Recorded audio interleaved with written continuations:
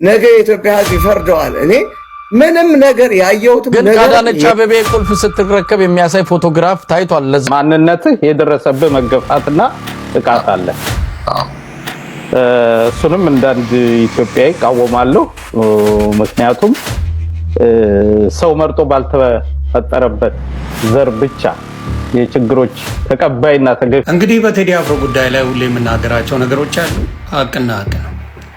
ስለዚህ አሁንም ደግሞ በጣም ይሄ መንግስት እኔ ግራ የሚገባኝ ነገር እኛ መረጃ መሰረት በዝግ ከተነጋገሩ በኋላ በመጪው አሁን በግንቦት ይካሄዳል የተባለው ምርጫ ቢያንስ ለ3 ወራት እንዲራዘም የሚል ውሳኔ እነሱ ያረጃል ያለም ዝና። ሰላም የተወደዳችሁ የዩአስቲ ቤተሰቦች እንደምን አላችሁ? ድጋሜ በአዲስ መረጃ ተመልሼ መጥቼላችኋለሁ ማለት ነው። ቴዲ አፍሮ በአልበሙ ላይ ሆነም አዳዲስ መረጃዎች ወጥቷል። እነሱ መረጃዎች ማስመለከታችሁ ነው የሚሆነው። አርቲስት ተመስገን ገብረ እግዚአብሔርም ዝም ማለት ምንም አልደረሰብንም ማለት አይደለም ሲል አዲስ የወጣ መረጃ አለ። እሱ መረጃ ማስመለከታችሁ። በመቀጠልም አዳነች አቤቤ ሸውዳኛለች ሲል ድምጻዊ ሻምበል በላይነህ ተናግሯል። እሱንም መረጃ ማስመለከታችሁ ነው የሚሆነው። ሁላችሁም ቪዲዮን ከመጀመራችሁ በፊት የላይክ ምልክቱን መጫን እንዳይረሳው። ሰላም ሰላም ሰላም፣ እንዴት ናችሁ? አማን ነው። ክብሩ ይስፋ እናትና የልጁ። እንግዲህ በቴዲ አፍሮ ጉዳይ ላይ ሁሌ የምናገራቸው ነገሮች አሉ። ሀቅና ሀቅ ነው። ስለዚህ አሁንም ደግሞ በጣም ይሄ መንግስት እኔ ግራ የሚገባኝ ነገር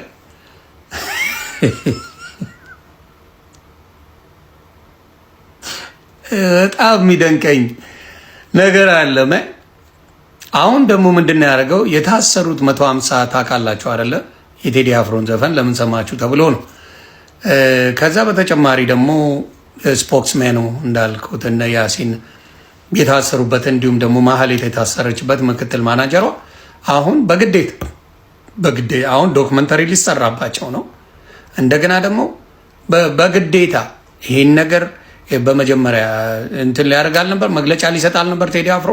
እሱም መግለጫ ምንም የማውቀው ነገር የለም አውቀን ነው ህዝቡን አስተባብረን ተቃውሞ ለማስነሳት አጀንዳ ለመፍጠር አስበን አቅደን ነው ይሄን ያርግ ነው ብለሽ ፈርሚና ውጪ ተብላለች። እግዚአብሔር ያሳያቸው። ሁለቱንም አውቀን አቅደን ይሄን መንግስት ለመበጥበጥ ሽብር ለመፍጠር በቴዲ አፍሮ ለመቃወም ብለን ነው ብለው እነሱም 150 የታሰሩትም እሷም እንደዛ ብለው እንዲወጡ ፈርመው እንዲወጡ አድርገው ከዛ ዶክመንተሪ ሊሰሩባቸው እያደረጉ ነው። እኔ የምላችሁ ምንድን ነው፣ እናንተ እንደዛ ብላችሁ እስር ቤት አትቆዩ። እኛ ግን እውነታውን ለህዝብ እናቀርባለን። እኛ ለህዝቡ እውነታውን እናገራለን። እናንተ ግን እስር ቤት ከምትሆኑ ወጥታችሁ ያለውን ነገር እኛ ስለምናቅላችሁ ተገዳችሁ እንደሆነ ዶክመንተሪ ስሩ ተብላችሁ እንደሆነ በደንብ ስለምናቅ ገስቦ ኢትስ ኦኬ ምንም ማለት አይደለም። ግን መንግስት ይህን ያህል ሙዚቃ አልፈራም፣ መንግስታችን ጠንካራ ነው፣ መንግስታችን እንደዚህ ነው፣ መንግስታችን በዚህ ወጥቶ በዚህ ገብቶ የሚባለው ድንፋታው ያው ዜሮ እንደገባ የምታዩት ነገር ነው።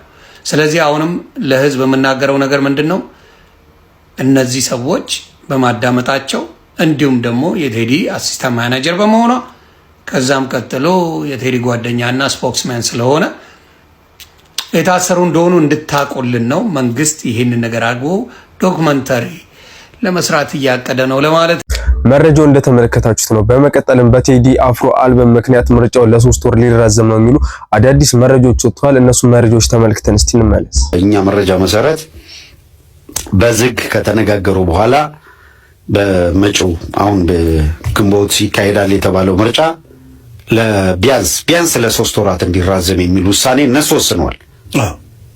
እነሱ ከወሰኑ በኋላ ጉዳዩን ወደ ፐብሊኩ አምጥተው ይነገር ወደሚል ሊሄዱ ይችላሉ።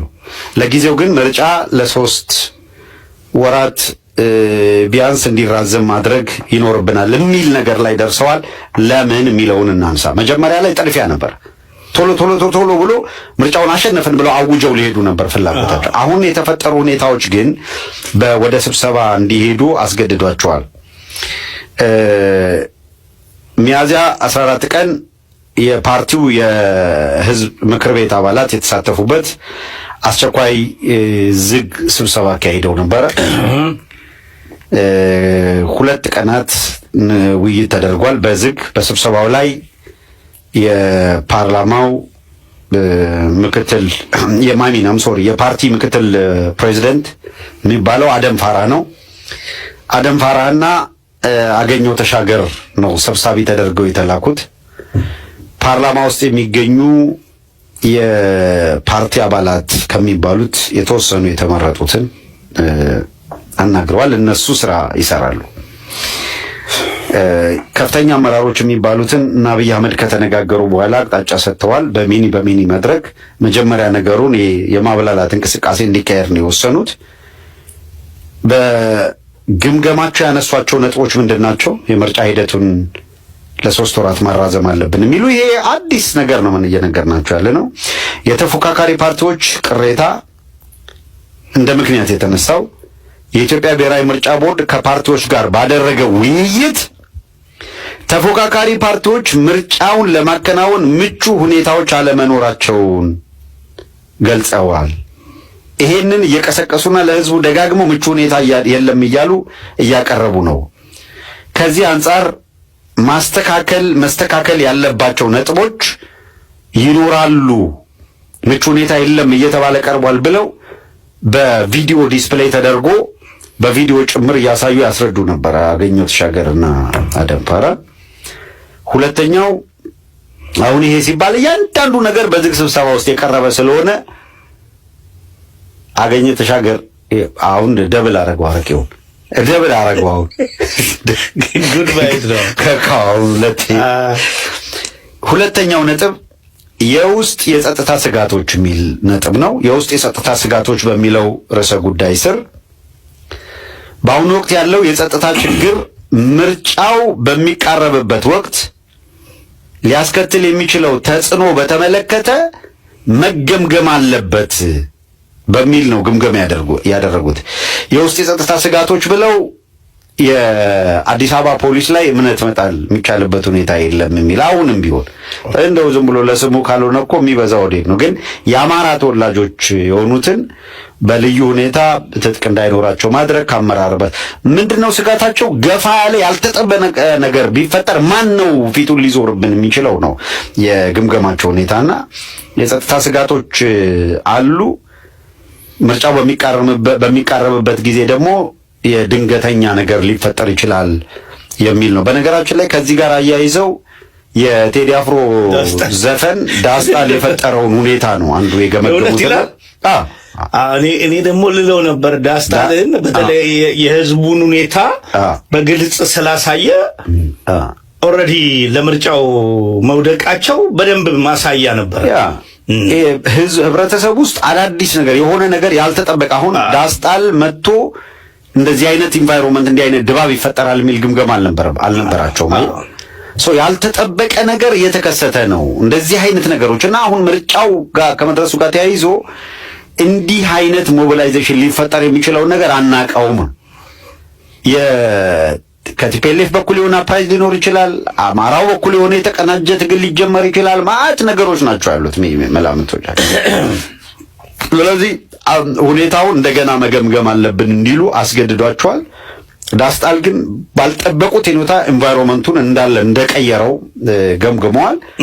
እንደ መደምደሚያም ለ3 ወር ለማራዘም አስገዳጅ ሁኔታ እንዲገጥማቸው ምክንያት ከሆኑት አንዱ ነው የዳስጣል የፈጠረው ኤንቫይሮንመንት ማለት። ሌላው ከውጫዊ ተግዳሮት ብለው የገመገሙት ለምርጫ የተመዘገቡ ፓርቲዎች የሂደቱ ቀን ሲቃረብ ራሳቸውን ሊያገሉ ይችላሉ የሚል ነው አንዱ ግምገማቸው ነው። ለምርጫ የተዘጋጁ ፓርቲዎች ልክ ቀኑ ሲደርስ ራሳቸውን ከምርጫው ሂደት አግልለናል ሲሉ በምርጫው ሂደት ላይ የሚፈጠረው ኢምፓክት በጣም ከፍተኛ ነው። መረጃው እንደተመለከታችሁት ነው። በቴዲ አልበም ምክንያት ምርጫው ለ3 ወር ሊራዘም ነው እየተባለ ነውና እስቲ በመቀጠልም ደግሞ ከንቲባ አዳነች አቤቤ ድምጻዊ ሻምበል በላይነን ሸውዳኛለች ሲል ተናግሯልና እስቲ እሱን መረጃ አስመልክቻችሁ እንመለስ።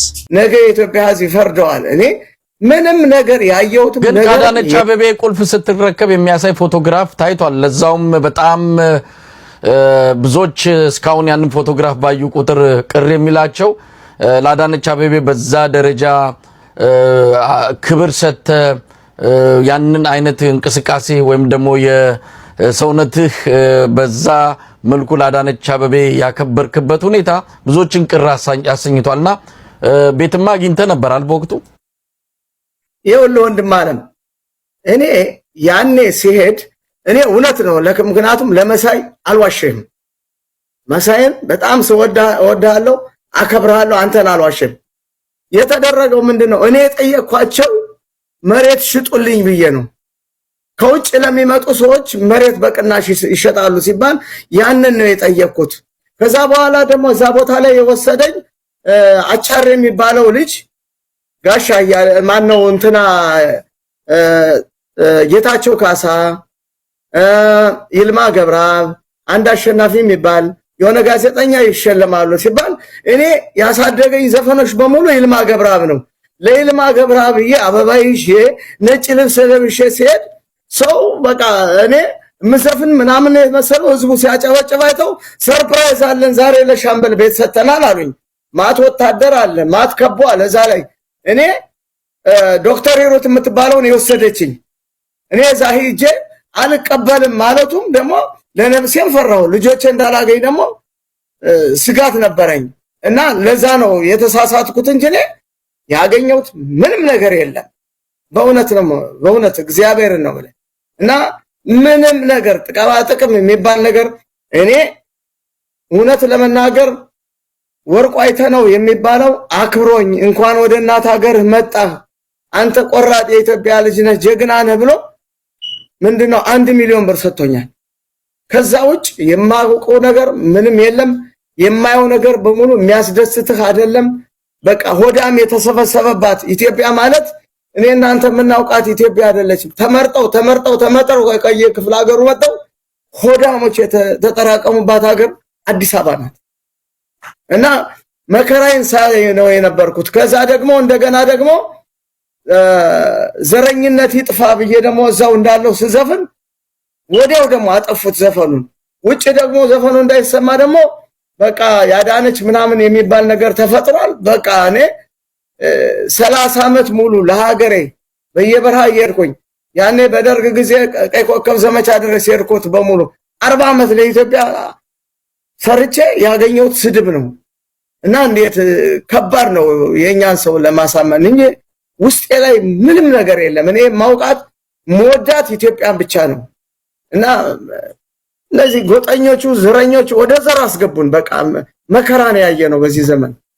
ድምጻዊ ሻምበል በላይነህ የተናገረውን ሰምታችሁታልና ከዚህ በፊት ለድምጻዊ ሻምበል በላይነህ ቤት ተሰጥቶታል የሚባሉ መረጃዎች ወጥቶ ነበር። ግን እሱ አሁን የተናገረውን እውነታውን ሰምታችሁታል።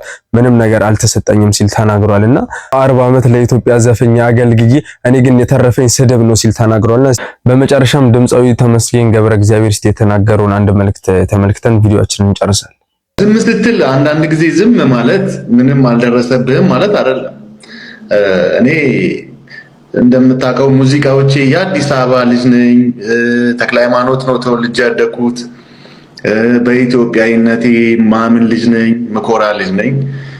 ለስራ እንኳን ውጭ ሀገር በምመጣ ጊዜ ሰርቼ ስራዬን ወደ ሀገሬ ነበር የምመለሰው ማለት ነው።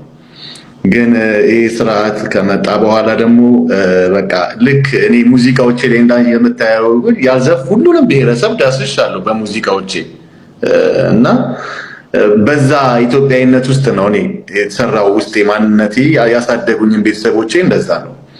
ግን ይህ ስርዓት ከመጣ በኋላ ዘር ተመርጦ ከመጣሁበት ዘርና ከስሜ ጋር ተያይዞ በሰዓቱ እንዳለመታደል ሆኖ ተሰቃየውኝ ማለት ነው። እኔ ከነበረኝ የኢትዮጵያዊነት ሜንታሊቲ ላይ እንድጠራጠሩላ ነው የተደረገው እና በዛ ምክንያት ነው ከሀገር ወጥቼ የወጣሁት። በጣም ቪክቲም ነኝ በዚህ ስርዓት ልልህ ፈልጌ ነው ማለት ነው። ምናልባት እንግዲህ እንዳልከው ከህወሓት ጋር በተደረገው ጦርነት በቀጥታም ይሁን በተዘዋዋሪ ግንኙነት የሌላቸው ግን የትግራይ ተወላጅ በመሆናቸው ስርዓቱን በሚደግፉ ሰዎች ሁሉም ማለት ባይቻልም ሆን ብለው ምንም ግንኙነት የሌላቸው ወገኖቻችን የተጠቋሉ። እውነት ነው። ስለዚህ ተሙ በዚህ መገፋት ውስጥ ከነበሩት አንዱ ነው ማለት ነው። እንደ ምክንያት አንዱ መነሻ እሱ ነው።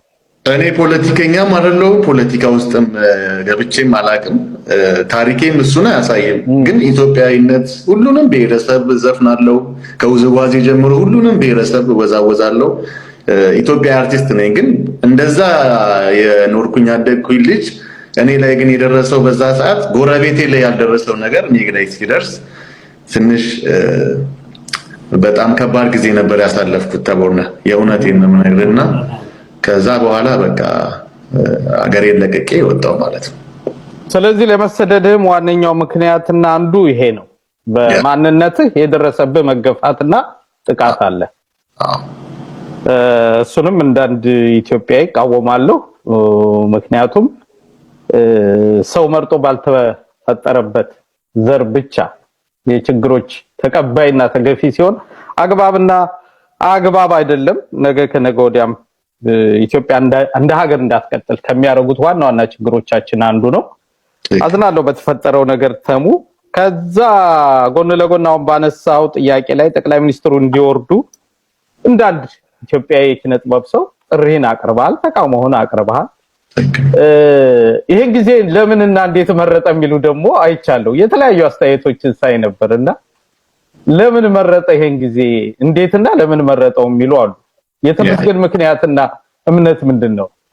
ኦኬ እንዳልኩ ነው እኔ ያሳለፍኩት ይሄን ሁሉ እንግዲህ ዛሬ ሚዲያ ላይ ያወራሁት እንጂ ይሄ ያሳለፍኩት ነገሮች ናቸውና ግን በዚህ ሰዓት አጋጣሚውን ተጠቅሜ እጄን አውጥቼ እኔ እዚህ ጋር ነው ያለሁት ለማለትም አይደለም።